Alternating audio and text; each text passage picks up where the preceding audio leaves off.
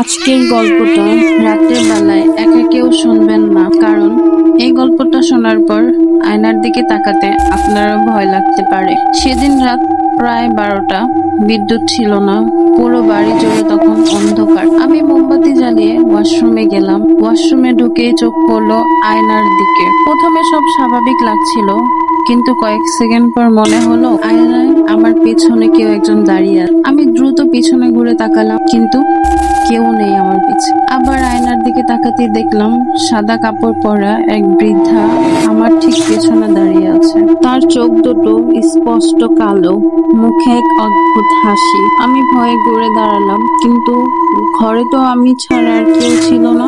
হঠাৎ মোমবাতিটা নিভে গেল, চারপাশে শুধু নীরবতা। ঠিক তখনই আমার কানের কাছে খুব আস্তে একটা কণ্ঠস্বর ভেসে এলো, বলল, পিছনে তাকিও না। আমি স্থির হয়ে গেলাম, সাহস করে আবার আয়নার দিকে তাকালাম। এবার আয়নায় আমি আর একা ছিলাম না, আমার পেছনে সেই বৃদ্ধা মহিলাটা দাঁড়িয়েছিল। কিন্তু আসল ভয়ের বিষয় হলো আয়নায় সে ধীরে ধীরে আমার দিকে হাত বাড়াচ্ছিল, আর আমি অনুভব করছিলাম কেউ যেন সত্যি আমার কাঁধে স্পর্শ করছে। আমি এক চিৎকার দিয়ে বাইরে দৌড়ে গেলাম। পরের দিন সকালে আবার ওয়াশরুমে গিয়ে দেখি আয়নার ওপর আঙুল দিয়ে লেখা ছিল, আজ তুমি বেঁচে গেলে। তারপর থেকে আমি আর রাতের বেলা কখনো একা আয়নার সামনে দাঁড়াই না।